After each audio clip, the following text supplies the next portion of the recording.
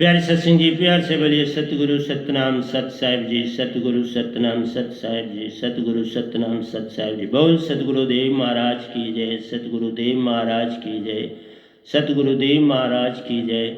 आज के सत्संग के आनंद की जय, आज के सत्संग के आनंद की जय, आज के सत्संग के आनंद की जय। तो प्यारी सत्संग जी, मैं आज 12/6/2020 को आपके समक्ष सुबह के समय उपस्थित हुआ हूँ। तो आज का जो टॉपिक है वो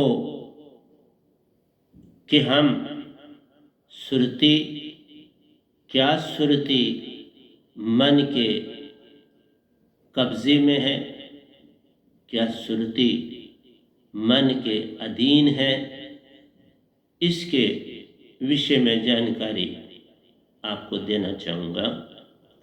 तो मैं सभी ब्रह्मांड के निवासियों को, देवी देवताओं को, आदि शक्ति निरंकार को, अपने सतगुरु जी को, बड़े साहिब जी को, निजधाम के सभी परमहंसों को और सतपुरुष जी को अपना सर झुकाकर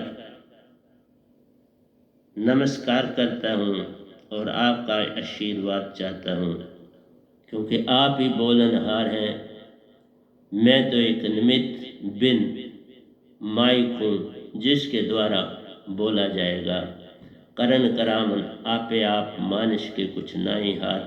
मैं छोटा सा आपका दास हूँ जो आपके समक्ष बैठा हूँ। तो प्यारी सत्संग जी, ये बड़ा कठिन विषय है पर बड़ा इम्पोर्टेंट विषय। जब तक हम इस विषय को ना समझ पाएंगे, संसार को नहीं समझ पाएंगे। यह संसार छोटा सा संसार नहीं, बहुत बड़ा है।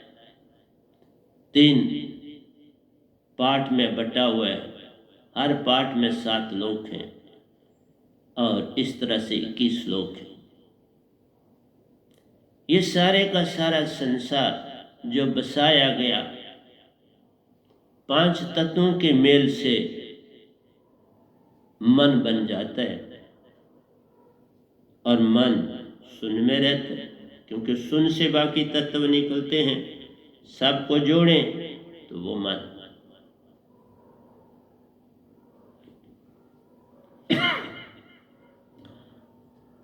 जब तक मन की पहचान नहीं होगी, आत्मा की भी पहचान नहीं होगी,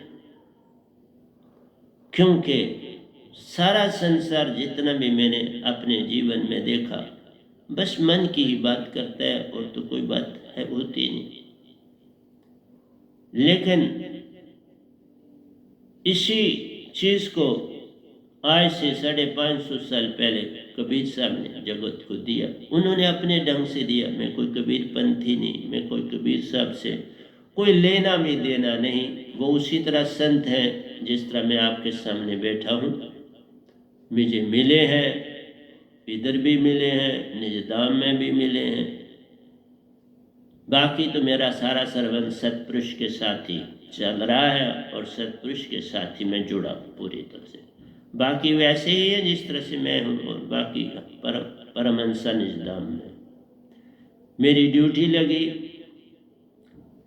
मैं एक चीज़ और क्लियर कर दूं कि ऐसा नहीं है कि जो निजधाम जाता है उसकी मर्जी पर नहीं है। ये राम किसी ने कहा है, मैं नहीं नाम लेना चाहता, मैं उसमें नहीं जाना चाहता, चाहे आज से 550 साल पहले कहा गया हो या अब कहा गया हो, क्योंकि मेरे साथ सारा घटा है, इसलिए मैं सत्य बोल रहा हूँ। जिसके साथ घटा वो जानता है, जो नहीं घटा वो क्या जानेगा। इसलिए निजधाम में जब आप जाते हैं तो सतपुरुष आपको एक बार नहीं मिलते, कई बार मिलते हैं, क्योंकि आपने जो कुछ बोलना है सारा उनकी डायरेक्शन के मुताबिक बोलना होता है। यहाँ कुछ मेरी मर्जी नहीं है, मेरी मर्जी कुछ है भी नहीं। जो कुछ वो बुलाते हैं वही हम बोलते हैं और वो पहले सिखाते हैं सारा कुछ, और फिर बोलने का शब्द देते, ऐसे नहीं दे देते, जब तक वो परख उनको पक्की ना हो जाए नहीं देते। बाकी निजदान में जब हम जाते हैं, वापस आना जो पहली बार है वो बड़ा ही कठिन सफ़र होता है, बड़ा कठिन सफ़र। इसलिए उस कठिन सफ़र में न सत्पुरुष कुछ बोलते हैं न कुछ कहते हैं। जैसे मुझे एक ही प्रश्न, एक ही शब्द उन्होंने कहा कि तेरे अंदर ये भावना है कि ये 3 लोग हैं, तो जा देख तुम्हें कहीं दिखते हैं। बस इतनी सी बात उन्होंने करी। और मैं अपनी व्यंगम चाल से, ये भी उन्हीं की दी होती है चाल, हमारी नहीं, कुछ भी चीज़ होती है, व्यंगम चाल देते हैं, बड़ी स्पीड है इसकी, और 16 सूरज की रोशनी इस आत्मा के साथ जोड़ते हैं। और वो 16 सूरज की रोशनी एक तो महाशून्य से पार करवाती है, और दूसरा उस स्पीड के साथ, उसी के कारण वो स्पीड बढ़ती है आपकी। 16 सूर्य की रोशनी होती है सारी, वो एनर्जी। तो जब मैंने कई चक्कर लगाए तो मुझे कुछ भी नहीं दिखा। ये 3 लोग, बिल्कुल कोई कुछ नहीं दिखा। ये यूनिट सारे का सारा शून्य में था, हर तरफ शून्य था, लेकिन कोई लोकांतर नहीं थे। उसके बाद मैंने एक जगह पे मैं रुका, जैसे मेरी आत्मा ही में रुका, और मैंने चारों ओर निगाह डाली। उस चारों ओर निगाह डाली तो वहाँ एक बाड़ी देखी जो कि नग्न थी, और उसकी मैंने परिक्रमा करी, और करने के बाद नासिका के भाग से मैं उसकी बाड़ी में दाखिल हुआ। जब मैं अपने में आया तो मैंने अपने आप को कुटिया में पाया। सफ़र मुझे सारा याद, क्योंकि मूल सुरती हमारी होती है, वो चित्त से भी ज़्यादा याद रखती है। इस मूल सुरती को तो आपके लाखों जितने भी जन्म होंगे वो सारे उस सीढ़ी में। चित्त का हिसाब पहला आपका हुआ, उसके मुताबिक दूसरा आपका शुरू हो गया, नई सीढ़ी आपकी शुरू होगी। लेकिन मूल सुरती आपके जितने भी जन्म पहले हुए होते हैं उसको अब खत्म हो गई होती है। अब मूल सुरती ही काम करती है, हमारे अंदर चित्त नहीं काम करता, वो कुछ नहीं लिखता, चित्त का को रोल खत्म। तो मेरा ये कहना था कि सत्पुरुष की ही मर्जी से हम संसार में आते हैं, अपनी मर्जी से नहीं आते। उन्होंने कहा जाओ, नहीं तो कहते रुको इधर ही, जाओ और देखो। वही देखने का मतलब था कि आप काम करो, अब देखो कि ये नहीं है, और यही संसार को समझाना। लेकिन जिन आंखों से तुम देखते तो उन आंखों से तो है, अंदर की आंख तुम्हारी जागी नहीं, तो ये सारा कुछ तुमको सच्ची दिखेगा ना। इसीलिए मैंने कहा था, इससे तो जो आपकी स्वप्न अवस्था है वो ज्यादा स्वच्छ, और सुषुप्ति उससे भी ज्यादा स्वच्छ, वो सत्य है। और ये जिसमें आप जागे हुए अपने आप को कहते हो, यहाँ आप सोए, यहाँ सोए, और पूरी गहरी निंद्रा में, इसीलिए सब संसार दिखता है, और इसी में आप खोए रहते हो, और इससे आप हटना ही नहीं चाहते। इसलिए मेरा आपसे यही कहना है कि हम, अगर मैं आपके समक्ष बैठा हूँ तो सत्पुरुष की आज्ञा के मुताबिक बैठ, ऐसे थोड़े बैठ। शब्द उनके दिए, सब कुछ उन्होंने दिया, और बोला संसार को जगाओ। तो मैं ड्यूटी परफॉर्म कर रहा हूँ, और तो कुछ नहीं। कब तक है ये वो जान, कब तक मुझे आपसे बातचीत करनी वो जाने। इसलिए कब कह देंगे बंद कर दो, मैं बंद कर दूंगा, हमारे हाथ में नहीं है। मैं डिटो इन टच हूँ सत्पुरुष के साथ, तकरीबन प्रतिदिन, मैंने पहले भी बोल रहा हूँ। अब वो आते हैं, दृष्टांत देते हैं और चले जाते हैं। कोई बाड़ी थोड़ा धारण करनी है, मुझे दृष्टांत मिलता है मेरी बॉडी कि किसी पार्ट से पता चलता आगे, और मैं सर झुका के नमस्कार करता हूँ, उनको प्रणाम करता हूँ और चले जाते। अब मैं निजधाम नहीं जा रहा, इधर ही काम कर रहा हूँ। इसलिए प्यारे सत्संग जी, मन की जानकारी और आत्मा की जानकारी ही ना हो तो आगे बात कैसे बन सकती है। मैं बोल रहा हूँ कि मन आपका काल भगवान से मिला, इनको काल निरंजन भी कहते हैं, काल पुरुष भी कहते हैं, अल्लाह गॉड ईश्वर इन्हीं को कहते हैं, बिल्कुल सच। और हर एक के अंदर, जैसे कृष्ण ने कहा मैं हर जीव में हूँ, हर प्राणी में हूँ, तो है ना, तो मन के रूप में उन्होंने ये थोड़ा कहा मैं आत्मा हूँ। उन्होंने कहा मैं आहद के अंदर हूँ, बिल्कुल ठीक है। इसी तरह से मैं कहता हूँ सतपुरुष हर एक के अंदर है। सतपुरुष आपके हर एक के अंदर है, और वो हंसा रूप में आप सतपुरुष का अंश हो, और मन रूप में मन भगवान का अंश। दोनों चीजों का मिश्रण जरूरी है इस संसार में। मन आपको भाव विचार देता है, वो देता है भाव विचार किसके, कल और कल के। उसका सरबंध 3 हिस्सों में बांटा गया है। हर चीज आप जानते हो संसार में। पहला हिस्सा है जिसको आप, क्योंकि 1 सेकंड पहले जो था बोला वो पास्ट चला गया, तो पास्ट। फिर पास्ट के बाद पास्ट का सरबंध डिटो फ्यूचर से। उस पास्ट का सरबंध प्रेजेंट से नहीं, ये आपको समझ आनी चाहिए। पहले पास्ट का सरबंध सीधा फ्यूचर से। ये दोनों चीजें काल भगवान के पास, वो इन 2 चीजों से डील करते हैं। और सतपुरुष की चीज से डील करते हैं, प्रेजेंट उनके हाथ में, और कल और कल काल भगवान के हाथ में। तभी 2 पाटन के बीच में चलती चक्की देख के दिया कबीरा रोए, 2 पाटन के बीच में साबत बचा न कोई। ये चक्की चलती जो है 2 पाट, एक कल गुजर गया वो है, और एक जो कल आएगा वो है। ये 2 पार्ट उसके, और किसी चीज के नहीं। इन 2 पार्टों में तुम पीछे जा रहे, इन्हीं में रहता है इंसान, कल और कल में रहता है। कल मैंने क्या किया था वो तुम्हें सपने देता है, कल ये करो, सपने बड़े सुंदर, सपने हजार, और कल आशा और जो आएगा आशा और तृष्णा है उसमें।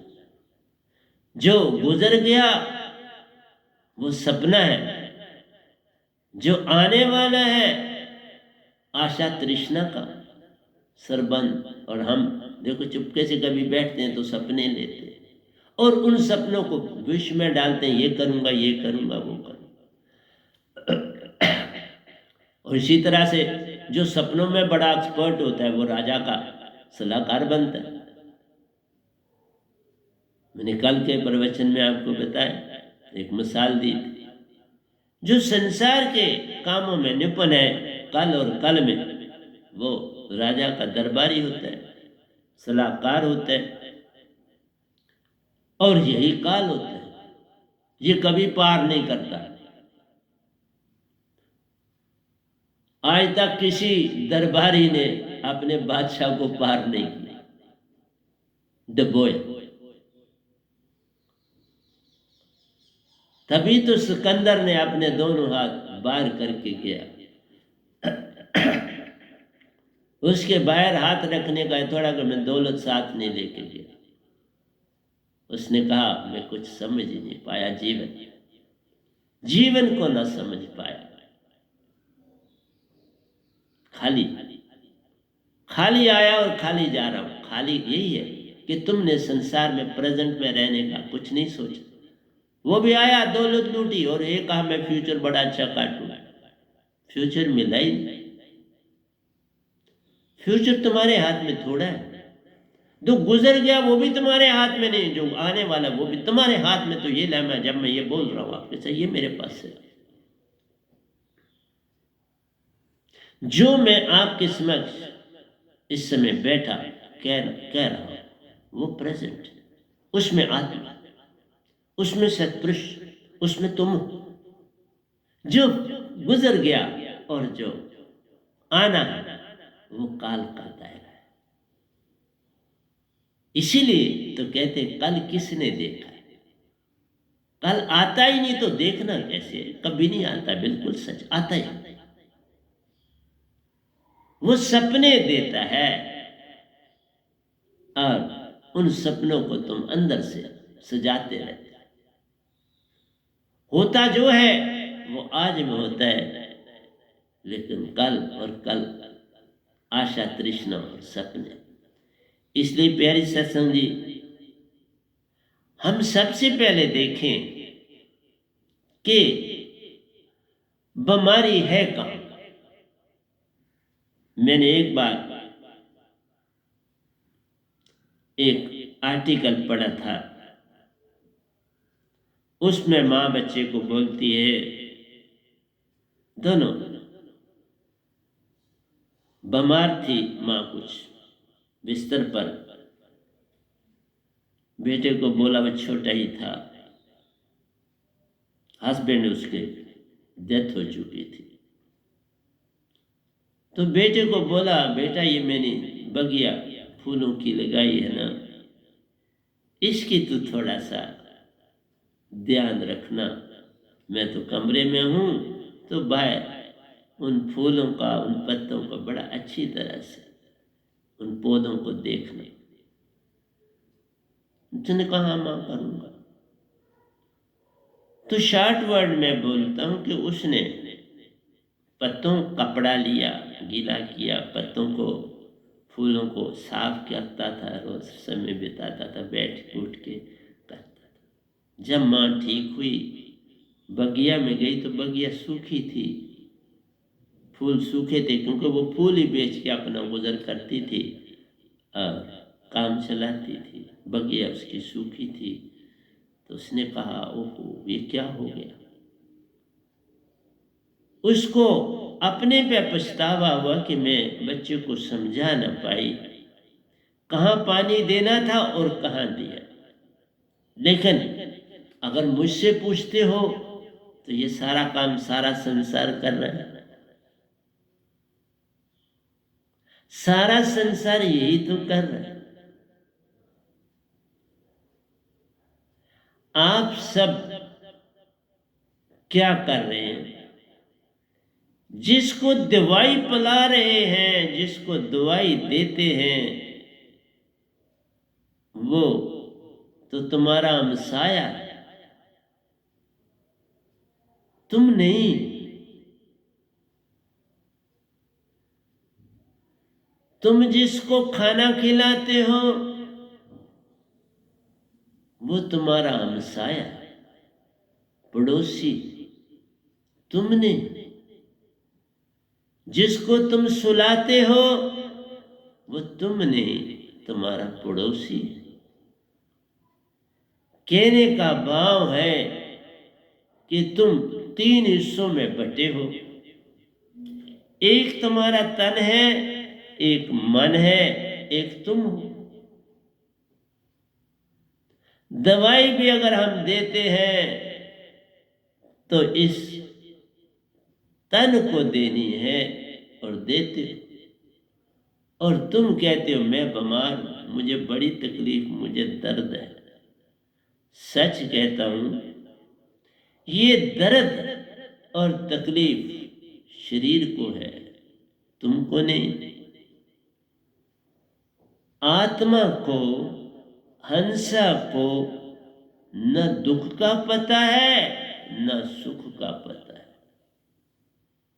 न आशा है न तृष्णा है, न दवाई की जरूरत है, न ये जो हम पेट भर के खाना खाते हैं इसकी आवश्यकता है।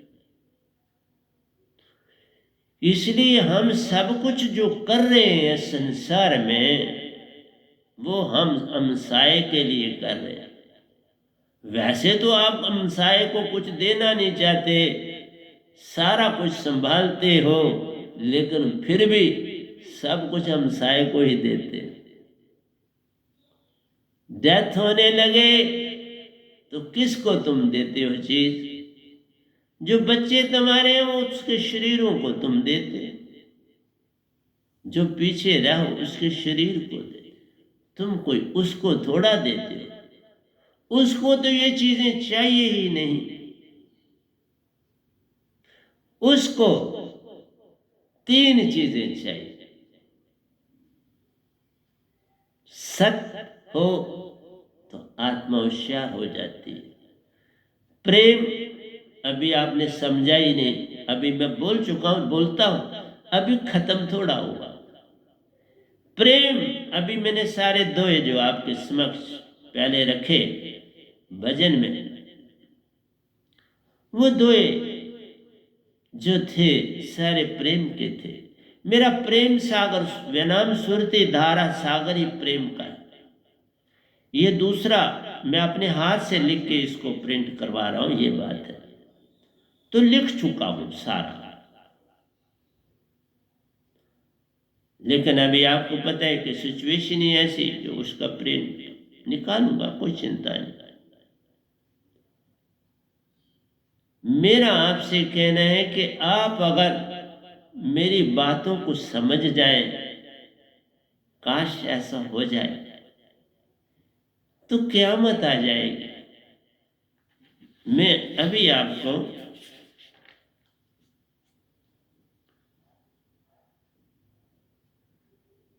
मैंने आज ही रात को दोया लिखा एक, अभी वो बोलने वालों में से था पर इतना समय नहीं था तो मैंने 14 पे क्लोज किया। ये लिखा है, नर आज माने ना पुकार वह नाम की। कल रात को लिखा था, नर आज माने ना पुकार वह नाम की, कल पीनी पड़ेगी वह नाम की आला। आज तुम ना मानो क्योंकि तुम हो ही नहीं, तुम मानेगा कौन? तुम एग्जिस्ट करोगे तो मानोगे, जब कभी एग्जिस्ट करोगे। मेरी चीजें जैसे कबीर साहब लिख के गए तो उनको लोगों ने यही समझा, ये जो लाया है इससे हमें क्या मिले? मालिक किसके पास किस हालत में आ जाए ये कौन जानता है? वो तो बाबा निजदाम से ही सीधे आए थे जैसे मैं आया।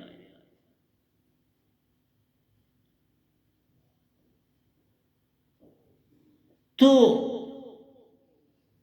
कह रहा हूं आज नर आज माने ना पुकार वह ना। मैं पुकार दे रहा हूं, प्रतिदिन प्रवचन कर रहा हूं, प्रतिदिन सत्संग कर रहा हूं, संडे छोड़ के। कल पीनी पड़ेगी वे नाम की आला।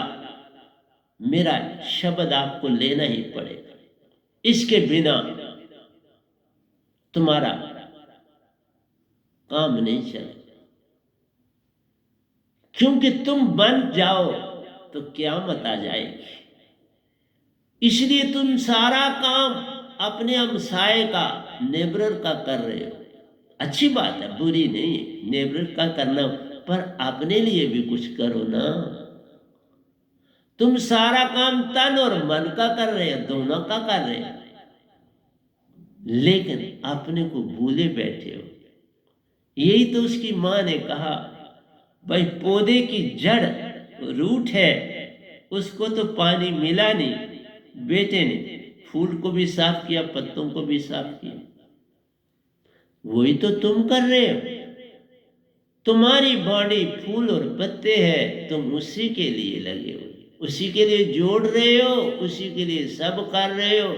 और कोई दूसरा घर में आया तो वो भी मेहमान, तुम उसके भी मेहमान की ही कोई देख रहे, उसकी आत्मा की खुराक दी कभी उसको? उसको कभी सच्चे राह का तुम नहीं जाना तो उसको कैसे मिलेगा?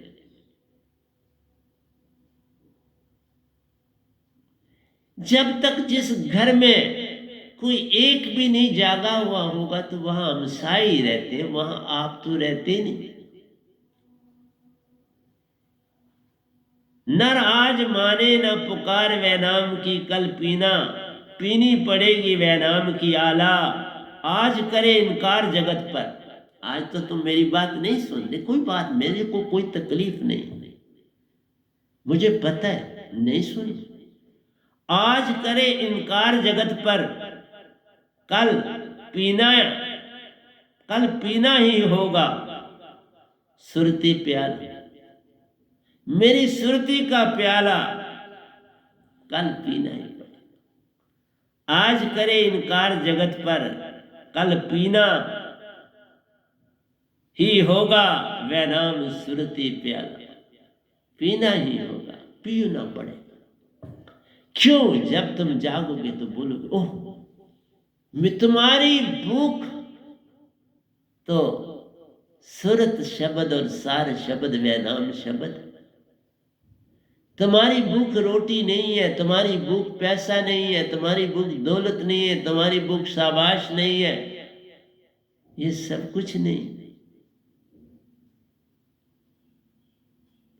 तुम्हारी भूख तो मिलन है मालिक से, अपने पिता से मिलन, जहां से तुम आए उससे मिलन के लाखों जन्मों से बिछड़े, और उसके मिलने से पहले ये आला पीना पड़ता है मेरा, तभी जा सकते हो, नहीं तो जा ही नहीं सकते। इस आले के बिना निज घर नहीं जा सकते।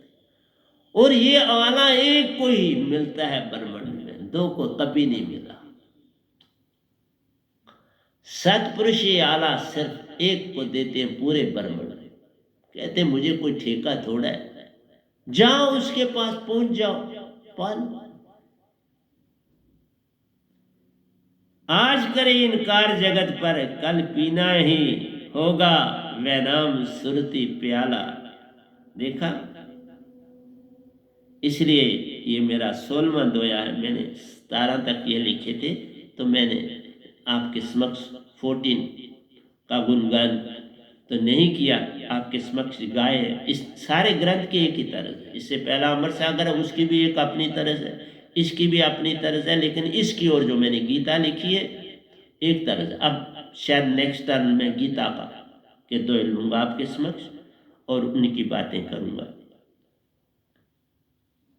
तो वही कहा पानी देना है तो जड़ों को दे दो ना, फूलों और पत्तों को साफ करने से क्या होगा।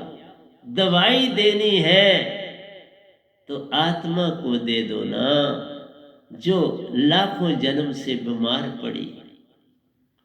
वो तो बीमार होती नहीं, तुमने उसे बीमार बना दिया कि मन के कंबल से उसको लपेट दिया। उसको ना सर्दी लगती थी ना गर्मी, तो तुमने कंबल दे दिया उसको, तो वो क्या करे। वो कंबल हटा दो तो उसका खाना पीना शुरू हो जाए। उसकी खुराक है आजाद, स्वतंत्र। जैसे मैंने आपको एक पक्षी की बात की, वो कहता स्वतंत्र स्वतंत्र स्वतंत्र, गोटा लगाए। जब किसी ने खोला तो फिर वापस आ गया पिंजरे में, और फिर वही स्वतंत्रता स्वतंत्रता। तुम्हारी तो वही कहानी। तुम पिंजरा छोड़ना नहीं चाहते तो कहते हो राम राम कर रहे हैं ना बाबा, हम राम राम कर। राम राम नहीं करना है, अपनी आत्मा को जगाना है, अपनी आत्मा को आजाद करना। वो बंधन में, उसका बंधन तोड़ना है, ये है उसका इलाज। टांग टूटे तो उसका प्लास्टर करते हो ना, उसको दवाई तो नहीं लगाते। जख्म को दवाई लगाई जाती है, बोन टूट जाए तो जोड़ी जाती है, सर टूट जाए तो खोपड़ी खोली जाती है, फिर सी जाती है। जो घटे सो ही तो करना पड़ता। मोतिया बिंद पड़ जाए तो निकालना पड़ता है।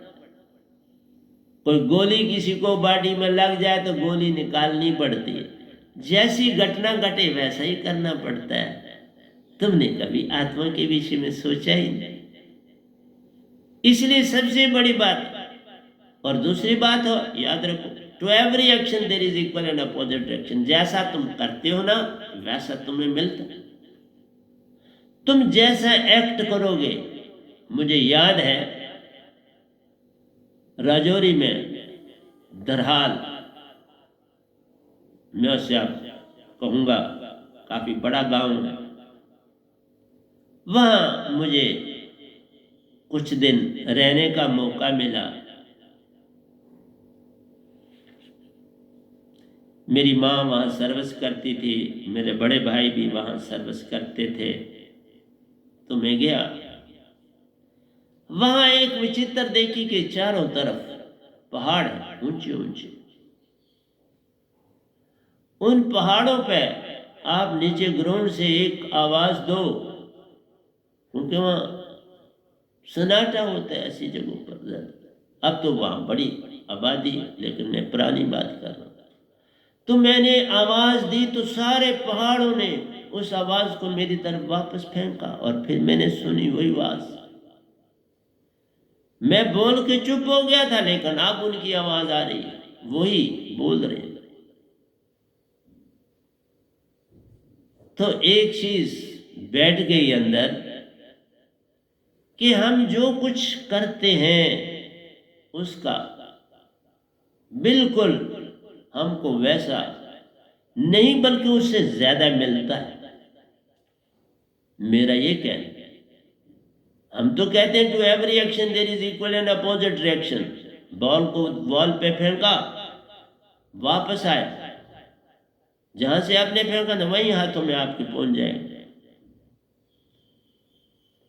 लेकिन मेरा कहना है कि उसने तो आवाज भी साथ दी, वो खुद ही वापस नहीं आया, उसने आवाज भी दी, लगते समय आवाज दी, वापस आया, आवाज दी। उसने दो काम किए। तुमने एक किया फेंका, उसने दो चीजें दी, बाल भी वापस और उसके साथ ध्वनि भी आपको उसकी वापस आई। जैसी दीवार होगी वैसी आवाज आएगी, कच्ची माटी की होगी तो वैसी आएगी, अगर वो ईंट की है वैसी आएगी, उसके ऊपर प्लास्टर किया हुआ है और बदल जाएगी। तो मेरा कहना है कि जीवन में तुम जो कुछ करते हो उसका फल कई गुना अधिक होता है। इसलिए अगर तुम कुछ अच्छाई करते हो तो मुझे फिर रविंद्रनाथ जी की, टैगोर जी की बात याद आती है, जो मैंने आपको शायद कल सुनाई। वो कहते हैं, वो इंग्लिश में प्रवचन था, आज हिंदी में कर रहा हूँ। वो कहते हैं, मैं जो कुछ करता हूँ या पाता हूँ मैं उसका हिसाब नहीं रखता हूँ, मैं उसको नोट नहीं करता रहता, इसके ध्यान नहीं देता। क्योंकि जब तुम नोट करते हो तो वो पास्ट और फ्यूचर चला जाता है। करा छोड़ दो, हुआ छोड़ दो, क्या हुआ छोड़ दो, क्यों हुआ छोड़ दो, सब कुछ फिर मालिक संभाल ले। चाहे तुम इस मालिक के हो वो भी संभाल ले। ऐसा मैंने भी देखा, क्योंकि मैं उसकी भक्ति करके यहां पहुंचा। मैं डायरेक्ट सतपुरुष की भक्ति नहीं कर रहा बाबा, मैं भी तुम्हारी तरह जिनको सुना रहा हूं उस दौर से निकल के यहां पहुंचा। मैंने 50 साल अपने जीवन के उस भक्ति को दिए, और उसके बाद सब कुछ, तभी कहा ना तुम जो करते हो उससे ज्यादा मिलता है, तो मुझे ज्यादा मिला। मैंने निरंकार की अपार भक्ति की, तो निरंकार की भक्ति के साथ ही सतपुरुष की भक्ति मिल गई ना। एक पाया सब पाया, एक न पाया सब पाया, जान अजान, एक पा लिया सब पा लिया, क्योंकि सतपुरुष ही सब कुछ बनाने वाले सतपुरुष इस निरंकार भगवान, ये पांचवें बेटे हैं उनके, उन्होंने ही बनाया ना। आदि शक्ति उनकी बेटी है, उन्होंने ही बनाया ना। फिर आगे इन्होंने देवी देवताओं को बनाया। तीन देवता उनके अपने आदि शक्ति और निरंकार के अपने बेटे, बाकी उन्होंने अपनी शक्ति से बनाया। और देवी, जो देवी देवता है वो तुरीयावस्था में रहते हैं। आपकी वो तुरीयावस्था, मैंने कहा बहुत अच्छी अवस्था है, उसमें भी चले जाओ तो बहुत बड़े साइंटिस्ट बन सकते हो तुम, जो कुछ भी चाहो वहाँ तुरीयावस्था में बहुत कुछ, क्योंकि वहाँ 70% तुम आत्मिक हो जाते हो। और मैंने हर तन के विषय में जानकारी दी और दे भी रहा। उसमें आपकी चेतना 1000 गुना ज्यादा होती है इस जागृत अवस्था से। तुरीयावस्था में 10⁻³ टाइम्स चेतना ज्यादा होती है जागृत इस अवस्था से, जो कि तुम्हारी ये, मैं तो इसको क्या कहूँगा, स्वप्न अवस्था है ये तुम्हारी, जिसे तुम जागा हुआ कहते हो। इसमें तुम सोए, लेकिन चलो जागा हुआ ही मानो, तो इससे चेतना वहां पर आपकी जो है, इसमें होशियारी की चेतना है, वो आत्मिक चेतना। तुम्हारी होशियारी की चेतना उस सपन से और सुषुप्ति से ज्यादा है, लेकिन तुरीयातीत से बहुत पीछे। इसलिए जब तक तुम पूर्ण संतों की बातों को नहीं सुनोगे, मैं वो नहीं जिसने निरंकारों की सारी भक्तियों को करके तो यहां पहुंचाना, जिसने 5वीं पास की, 10वीं पास की भी है, उससे तुम जानकारी लेना चाहोगे ना, जिसने सब कुछ पाया। मैंने अंदर की भक्ति से भी सब कुछ पाया, संसार का भी इल्म बड़ा पढ़ा और बड़ा पढ़ाया, साथ साथ दोनों काम की, उससे जीविका चलाई और इससे अपनी भक्ति आगे बढ़ाई। तो प्यारे सत्संग जी, हम यही कहते हैं कि तुम अगर जितना काम करोगे उतना नहीं, उससे ज्यादा मिलेगा, लेकिन कोंट मत करो, करा बस आगे बढ़ो। कहते हैं कि संसारी प्रेम भी आपने करना है, जितना तुम कर सकते हो अपने प्रेमी के लिए करते जाओ, करते जाओ, करते जाओ। और एक बार भी ये अंदर से एक्सपेक्ट ना करो कि मुझे भी तुमसे कुछ चाहिए, तो फिर तुम्हें अपने आप सतगुरु मिल जाएगा, फिर अपने आप तुम्हें सत्य का रास्ता मिल जाएगा, तुम इस सच से वंचित नहीं हो जाओ। सत्य तुम्हारे आगे पीछे घूमे अगर तुम्हारा, लेकिन संसार में क्या, तुम टॉफी दे के किसी बच्चे को बुलाते हो और उसको उठा के ले जाते हो, यही तो तुम दूसरा काम करते हो। पहले किसी को टॉफी दी, फिर उसका बलात्कार कर दिया। इसलिए अगर तुम स्वच्छ हो, तुम्हें जितनी भी सेवा किसी की करनी पड़े करो, और ना भी कर सको तो भी करो, फिर ना भी कर सको तो भी करो। उसका नाम थोड़ा सा मैं प्रेम कहूँगा। अभी तो प्रेम आत्मा का संबंध, परंतु ये भी उसके नजदीक ले जाए।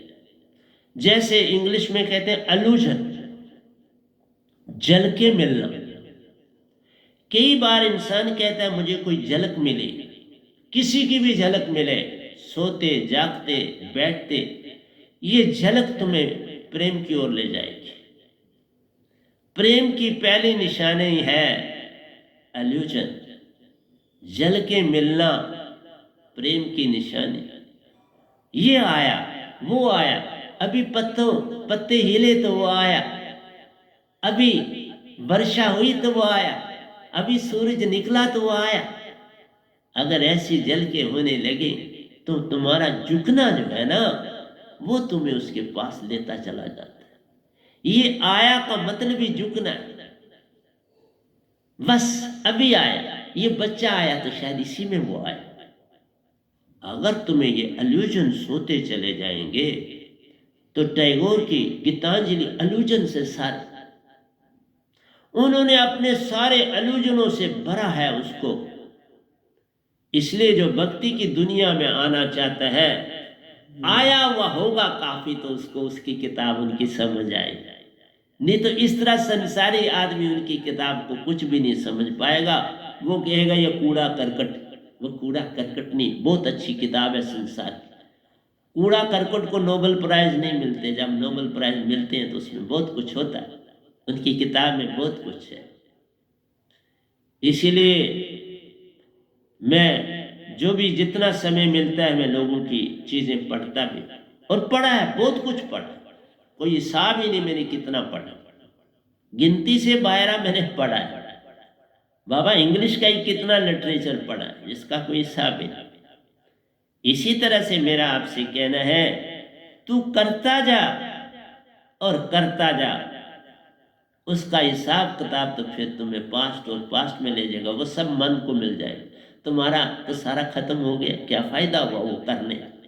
इसलिए इसको छोड़, हम दुनिया में दूसरी, मैं अब हर जो पूरा सत्संग है आज से मैंने किया कि मैं बिल्कुल ऑर्गेनाइज ढंग से जो है वो बोलूँगा, जो बच जाया करेगा वो मैं नेक्स्ट सत्संग में बोलूँगा, ताकि आपको मेरा हर चीज़ मिले। अभी तक मैंने 2 पॉइंट्स आपके सामने बोले, मैं तीसरे पे जा रहा हूँ, इसलिए ध्यान रखना। मैं बिल्कुल सोच से नहीं, अपनी सुरती से काम लेता हूँ और उसी के मुताबिक चलता हूँ। हम दुनिया में वर्शिप करते हैं और ये दुनिया लिमिटलेस एक्सपेंशन है इसकी, जितनी खोज करोगे बाकी रह जाएगा। तुम कभी भी इस 3 लोगों की खोज कंप्लीट नहीं कर सकते, कोई भी नहीं कर सकता, कोई संत भी नहीं कर सकता। बस कुछ तुम कर सकते हो, वो कुछ भी बहुत हो जाना चाहिए, उससे तुम सेटिस्फाई हो जाने चाहिए। तुम मत ज्यादा करो कि इससे मैं आगे जाऊं, नहीं, वो कोई लाभ नहीं। अगर तुमने निरंकार को जान लिया, आदि शक्ति को जान लिया, 3 देवताओं को जान लिया, सब जान लिया, इन 3 लोगों की सब बातें जान लिया। कहते हैं ना, हाथी के पांव में सबका पांव, क्योंकि उसका पांव इतना बड़ा है कि और किसी का इतना पांव बड़ा नहीं। तो अगर उसने वो पांव रख दिया, आप जाकर वहां पर अपना पांव, तो आपका छोटा पांव हो जाएगा। और भी जितने बाकी जानवर हैं या इंसान हैं वो अपना पांव वहां रखें, उनका पांव, उसका पांव छोटा होगा हाथी के पांव से। इसीलिए इस दुनिया को तुम पूरी तरह से जानने की चेष्टा करनी भी नहीं चाहिए। जिसने बनाई है उस पर छोड़ दो, तुम अपना काम करो, और उतना ही करना चाहिए। तुम्हें क्या जरूरत पड़ी है या मुझे क्या जरूरत पड़ी है मैं निरंकार के सारे कामों में दखल अंदाजी दूं, या मुझे क्या पड़ी है मैं सतपुरुष के सारे कामों में दखल अंदाज। जैसे वो हंसों से कैसे काम लेते हैं, किसको काम मैं नहीं जानता, वो किसको कहाँ भेजते हैं उन तक है। मेरी सीमा बस ये थी, सतपुरुष से मिलना, उनके साथ सीखना। उन्होंने कई सफर निजधाम में मेरे साथ किए, कई सफर इस ब्रह्मांड में मेरे साथ किए, और मेरे साथ खेले, पूरे उसी तरह खेले जिस तरह कृष्ण भगवान कई रूप करते थे। वो सारा कुछ मैंने सतपुरुष के संग देखा, और वो भी मैंने अपने सतगुरु को बातें सुनाई, क्योंकि उस समय वो सतगुरु का रूप धारण करते थे, लेकिन मेरे सतगुरु को कुछ वो पता नहीं था। इसलिए बोलता हूं, तुम पूर्ण हो गए, तुम्हें सब मिल जाएगा। तू चिंता ना कर, तेरा सतगुरु पूर्ण है कि नहीं है, तू बस समर्पण कर सतगुरु, तुम्हारा कोई अधिकार नहीं उससे आगे, तुम्हारा काम समर्पण है। सतपुरुष को क्या तुम पाके सब कुछ जान जाओगे? नहीं। क्या जो परमहंस व नजदम है वो सतपुरुष का सब कुछ जान लेंगे? नहीं। क्या एक बादशाह बनता है तुम उसका सब कुछ जान लोगे? नहीं। कोई प्राइम मिनिस्टर बनता है तुम उसका सब कुछ जान लोगे? नहीं सर, तुम सब कुछ नहीं जान सकते, और जानने की चेष्टा भी मत करो। तुम्हें जितना मिल जाए उतना लो। इसीलिए कहा एक्सटर्नल भक्ति है पहली, उसमें भी सीमा ही सीमा, सीमा से बाहर है। तुम बस रुको नहीं, मेरा इतना कहना है, तुम एक जगह पकड़ के जड़ मत बन जाओ। दरख्त भी बढ़ता रहता है, बढ़ता रह जाता है, और उसकी एज, उसकी जो लेयर्स होती हैं वो बताती हैं। उस लकड़ी के अंदर लेयर्स बनती चली जाती है, हर साल एक लेयर उसकी बन जाती है। उस लकड़ी को जब काटा जाता है तो उसकी पूरी एज का पता चल जाता है, कितनी लेयर्स और कितने साल इसलिए जीवन काटा। इसलिए मेरी सत्संग जी, मेरी एक एक बात का ध्यान देना, क्योंकि मैं सतपुरुष का रिप्रेजेंटेटिव, उनका ही सिखाया हुआ आपके समक्ष बोल रहा हूं।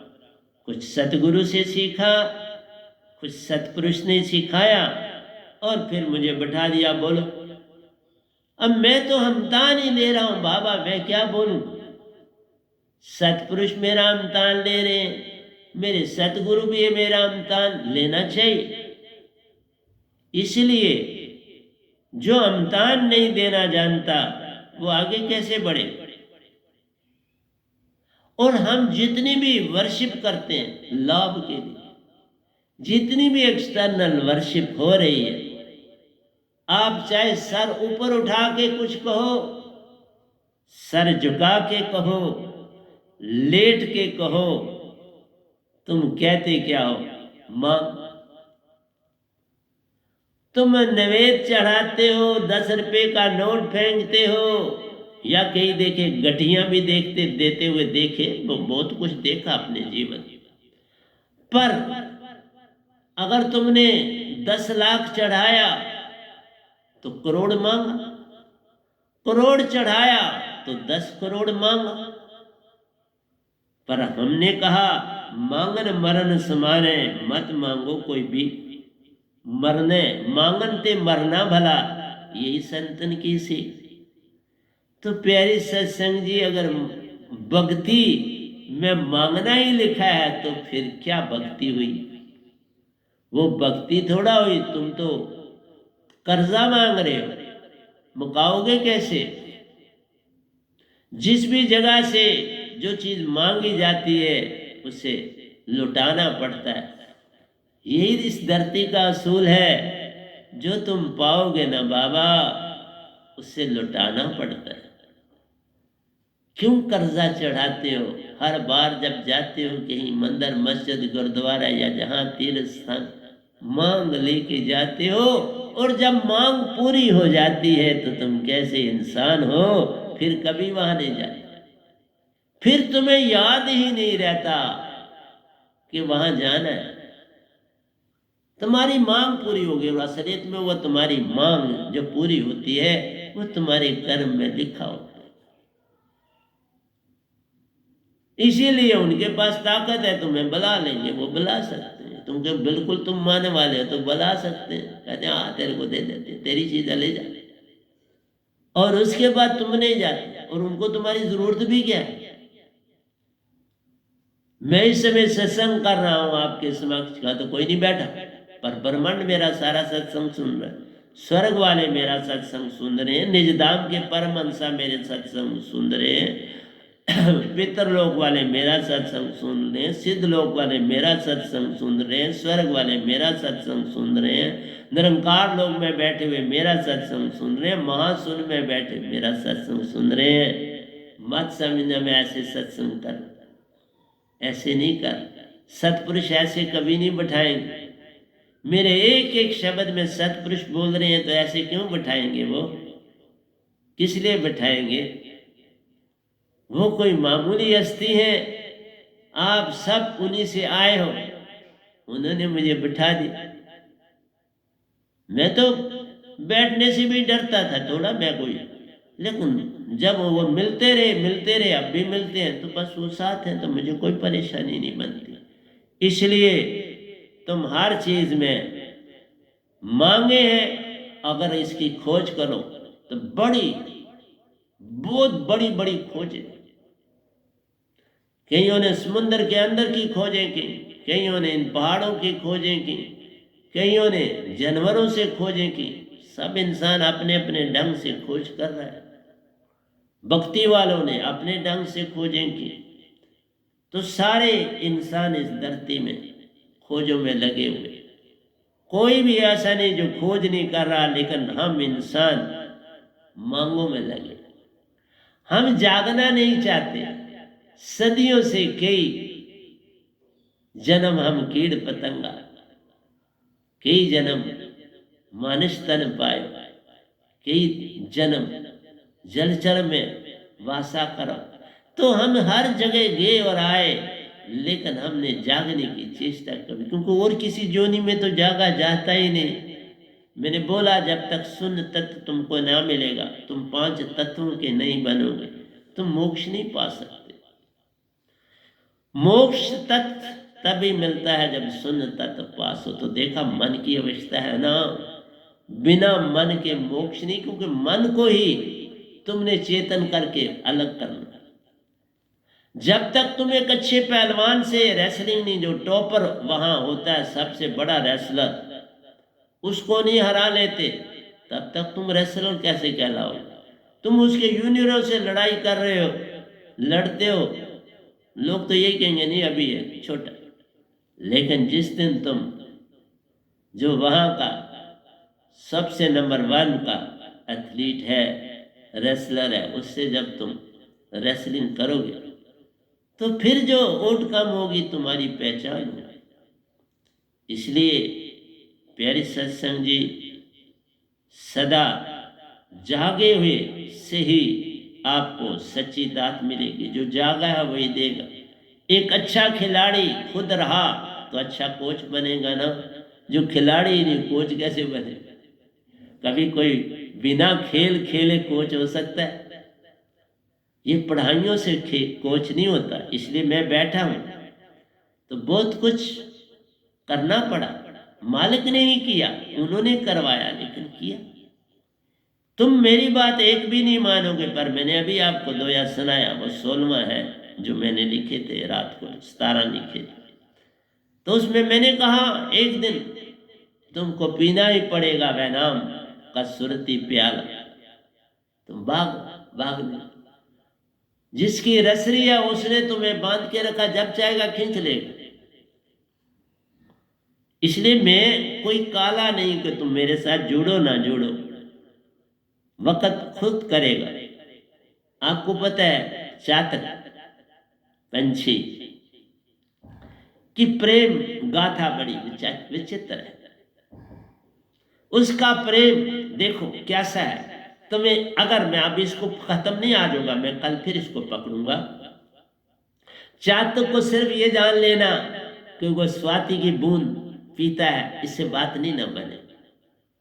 उसकी सेक्रीफाइस देखो। अगर उसको स्वाति की बूंद नहीं मिलती, तुम जैसे मर्जी जल में उसको फेंको, वो नहीं पिएगा। बिन प्यासा अपना शरीर त्याग दिया। और तुम देखो जहां भक्ति करने जाते हो मांगते हो, और तुम तो इंसान कमा सकते हो, काम कर सकते हो, फिर क्यों मांगते हो, क्यों कर्जा लेते हो। और कई कहते हैं बड़े बड़े पढ़े लिखे, कभी मेरे पास आते रहे क्योंकि उनके बच्चे मेरे पास पढ़ते थे, तो वो एक बार कहते थे हम बाप हैं, वो हमारे हम बाप से क्यों ना मांगे। बाबा है तो बाप, लेकिन यहां कहानी कुछ और है। तुम क्या हो, ये बाप ये कहता है उस काबिल हो। जो अच्छा फादर है वो भी यही जरूर कहेगा, ये दौलत चाहते हो तुम उस काबिल हो कि नहीं, तुम संभाल पाओगे कि नहीं, ये तो तुम्हारे दोस्त खा जाएंगे, तुम्हारे आगे पीछे वाले सरबंदी खा जाएंगे। और होता है ऐसा, पक्का होता। इसलिए सत्पुरुष ऐसे नहीं चीज देते, तुम ही डिजर्व करोगे तो वो देते, तुम नहीं करो तो नहीं देते। वो फादर बहुत तगड़े हैं, लेकिन संभल के देते हैं, बिगाड़ते नहीं। वो संवारने के लिए तुम्हें सब कुछ देने के लिए तैयार। देखो मुझे सब कुछ दिया, निरंकार भगवान ने भी सब कुछ दिया और कुछ ना मांगा। अरे हम चातक ही नहीं बनना चाहते,